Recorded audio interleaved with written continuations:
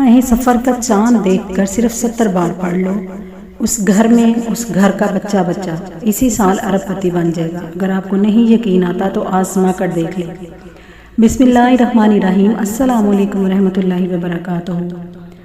ماہ سفر کا چاند نظر آتے ہی صرف 70 بار پڑھ لو، گھر کا بچہ بچہ ارب پتی بن جائے گا۔ اگر آپ کو میری بات پہ یقین نہیں آتا تو آج اس عمل کو کر کے دیکھ لو، آزما کر دیکھ لو، انشاءاللہ اسی سال ارب پتی بن جاؤ گے، محتاجی ختم ہو جائے گی، بڑی سے بڑی حاجت پوری ہو جائے گی۔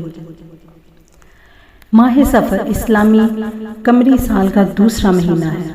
ماہ سفر میں ہمارے انبیاء کرام پر بہت سی پریشانیاں آئیں، جن میں سے حضرت آدم علیہ السلام کو جنت سے زمین پر اتارا گیا، حضرت نوح علیہ السلام کی کشتی کو اسی ماہ میں ڈبو دیا، حضرت ابراہیم علیہ السلام کو اسی ماہ میں آگ میں ڈالا گیا، حضرت یونس علیہ السلام اسی ماہ میں مچھلی کے پیٹ میں گئے۔ اس طرح ہمارے بہت سے انبیاء کرام پر اسی ماہ میں بہت سی مشکلیں پیش آئیں۔ اسی طرح ایک روایت میں حدیث ہے کہ ہمارے آقا صلی اللہ علیہ وسلم حضرت محمد صلی اللہ علیہ وسلم نے فرمایا، جو شخص اس ماہ کے اختتام کی خبر مجھے دے گا میں اسے جنت کی بشارت دوں گا۔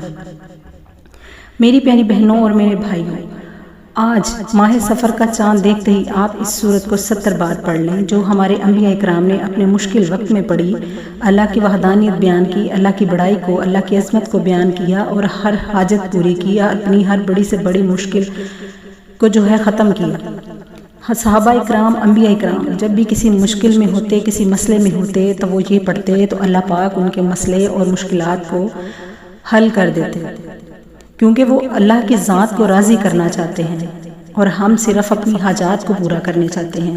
ہم رب کی رضا کے لیے کسی عمل کو نہیں کرتے۔ جب ہم اللہ کی رضا کے لیے کسی عمل کو کریں گے تو اللہ ہمارے گھر سے ہر مشکل کو ختم کر دیں گے۔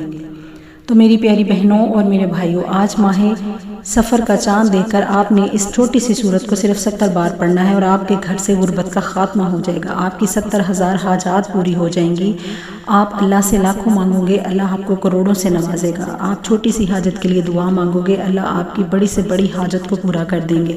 آپ اللہ سے اپنی محتاجی ختم کرنے کے لیے دعا کرو، اللہ آپ کی ہر دنیا کی محتاجی کو ختم کر دیں گے، آپ کے گھر سے غربت، مفلسی، محتاجی کا خاتمہ ہمیشہ کے لیے ہو جائے گا۔ آپ کی پہاڑ جتنی مشکل آپ کے سامنے آن کھڑی ہوئی ہے وہ انشاءاللہ میرے رب کریم نے چاہا تو اس وظیفے کے وسیلے سے ختم ہو جائے گی۔ وہ میری بہنیں، میری بیٹیاں جو رشتوں کے لیے پریشان بیٹھی ہیں یا گھر میں لڑائی جھگڑے کی وجہ سے پریشان ہیں، آج اس عمل کو کریں، انشاءاللہ ان کے گھر سے لڑائی جھگڑے کا خاتمہ ہو جائے گا۔ میری بہنوں کے لیے رشتوں کی لائنیں لگ جائیں گی، میری بیٹیوں کے لیے رشتوں کے لیے خود لوگ آئیں گے۔ اور جو میری بہنیں، میرے بھائی نوکری کے لیے، اپنے کاروبار کے لیے پریشان ہیں، آج اس عمل کو کر لیں، انشاءاللہ میرے رب نے چاہا تو آپ کو اچھا روزگار مہیا ہوگا، آپ کے روزگار میں برکت ہوگی، آپ کے رزق میں برکت ہوگی۔ چھوٹا سا عمل ہے، آپ نے جیسے ہی آپ کو خبر ملے کہ ماہ سفر کا چاند نظر آ گیا ہے تو آپ نے اس عمل کو فوراً کر لینا ہے۔ صرف چند منٹ کا وظیفہ ہے لیکن بہت ہی پرتاثیر پاورفل وظیفہ ہے۔ اس وظیفے کو ہمارے انبیاء کرام نے کیا، اس وظیفے کو ہمارے صحابہ کرام پڑھتے تھے۔ جب اللہ تعالیٰ کی طرف سے کوئی مشکل پیش آتی تھی تو وہ رب کو راضی کرنے کے لیے اس عمل کو کرتے تھے، اس سورت کو پڑھتے تھے۔ تو میری پیاری بہنوں اور میرے بھائیوں، آج ماہ سفر کا چاند دیکھتے ہی آپ نے اس عمل کو کر لینا ہے، اس وظیفے کو کر لینا ہے۔ اس عمل کو آپ نے مغرب کی نماز کے بعد یا عشاء کی نماز کے ساتھ بھی آپ کر سکتے ہیں، ساری رات آپ کے پاس موجود ہے، آپ اس عمل کو کر لیں۔ جیسے ہی چاند کی خبر ملے آپ نے اس عمل کو کر لینا ہے۔ آپ نے اس عمل کو 2 رکعت نفل نماز کے ساتھ پڑھنا ہے۔ جب آپ کو چاند نظر آ جائے یا چاند نظر آنے کی خبر ملے تو آپ نے سب سے پہلے باوضو ہو کر مصلی پہ کھڑے ہو جانا ہے۔ مصلی پہ کھڑے ہونا ہے، آپ نے 2 رکعت نفل نماز ادا کرنی ہے۔ جب آپ پہلی رکعت پڑھ لیں تو آپ نے اس میں سورہ فاتحہ کے بعد آپ نے سورہ اخلاص کو 70 بار پڑھنا ہے۔ آپ نے سورہ اخلاص کو 70 بار پڑھنا ہے۔ جب آپ سورہ اخلاص 70 بار پڑھ لیں تو آپ نے دوسری رکعت میں بھی سورہ اخلاص کو 70 بار پڑھ لینا ہے۔ آپ سلام پھیرنے کے بعد درود پاک پڑھیں۔ درود پاک پڑھنے کے بعد آپ نے اللہ کا ایک صفاتی نام پڑھنا ہے، یا غنیم، یا غنیم، یا غنیم۔ آپ نے اس کو صرف ایک تسبیح پڑھنا ہے یا سیدھے ہاتھ کی انگلیوں پر پڑھ لیں، صرف 100 مرتبہ آپ نے پڑھنا ہے۔ اس کے ساتھ آپ نے آخری اور تیسرے نمبر پر جو وظیفہ پڑھنا ہے وہ آپ نے سورہ کوثر کو پڑھنا ہے۔ سورہ کوثر کو آپ نے صرف 11 مرتبہ پڑھنا ہے۔ سورہ کوثر میں بہت سی عظمتیں ہیں، بہت سی بڑائیاں ہیں، بہت سی بڑی شان والی یہ عظمت ہے۔ اس میں رب کو راضی کرنے کی ہر چیز موجود ہے۔ آپ نے اپنے رب کو راضی کرنے کے لیے اور اپنے گھر سے غربت، مفلسی، لاچاری، محتاجی کو ختم کرنے کے لیے اس وظیفے کو کرنا ہے۔ اور یاد رکھیں، جب بھی آپ کسی عمل کو کریں، کسی وظیفے کو کریں تو اپنی مقصد کو، اپنی حاجت کو ذہن میں رکھ کر کریں۔ اپنے پہلے نیت کریں، اپنے مقصد کی نیت کریں، پھر آپ کوئی عمل، کوئی وظیفہ کریں۔ دلوں سے سوالات، وسوسے ختم کر کے آپ کوئی بھی وظیفہ کریں، صرف اللہ کا نام ہی پڑھتے جائیں، یا اللہ یا اللہ، تو میرا رب راضی ہو جاتا ہے کہ میرے بندے نے مجھے پکارا ہے۔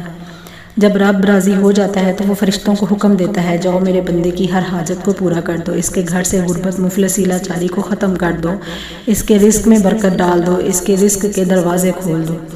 تو میرا رب راضی ہو جائے تو دنیا کی ہر چیز راضی ہو جاتی ہے، اور جب میرا رب دینے پہ آتا ہے تو وہ چھپر پھاڑ کر دیتا ہے۔ وہ قادر ہے، وہ ہر چیز پہ قدرت رکھنے والا ہے۔ تو میری پیاری بہنوں اور میرے بھائیوں، آج سفر کا چاند دیکھتے ہی آپ نے اس عمل کو کر لینا ہے، اور عمل کو کرنے کے بعد آپ نے اپنی ہر حاجت، اپنی ہر دعا کے لیے رب کے حضور میں اپنی جولی کو، اپنے ہاتھوں کو پھیلا کر اپنی خالی جولی بھروانی اور اپنی ہر دعا قبول کروانی ہے۔ آپ نے آج اپنی بڑی سے بڑی حاجت جو ہے اللہ کے حضور پیش کرنی ہے، اور اپنی ہر حاجت کو منوا کر اٹھنا ہے۔ آج رب سے مانگتے جاؤ، رب دیتا جائے گا۔ خالی جھولی لے کر جاؤ گے، بھری جولی لے کر آؤ گے۔ جتنا مانگو گے رب اس سے زیادہ دے گا۔ آپ ایک مانگو گے تو اللہ آپ کو 10 نیکیاں دے گا۔ آپ ایک چیز کی حاجت کرو گے، اللہ آپ کی 10 حاجات کو پوری کرے گا۔ تو آج آپ نے اپنی ہر حاجت کو، ہر مقصد کو، ہر دعا کو قبول کروا کے اٹھنا ہے۔ آج آپ نے رب سے مانگنا ہے، کھلے دل سے مانگنا ہے، تھوڑا نہیں مانگنا، زیادہ مانگنا ہے۔ اللہ اس وظیفے کے وسیلے سے آپ کی بڑی سے بڑی مشکل کو آسان کر دے، آپ کے گھر سے غربت، مفلسی، لاچاری، محتاجی کا خاتمہ کر دے۔ اگر آپ کو میری ویڈیو اچھی لگی تو اس کو لائک کیجیے اور شیئر کیجیے۔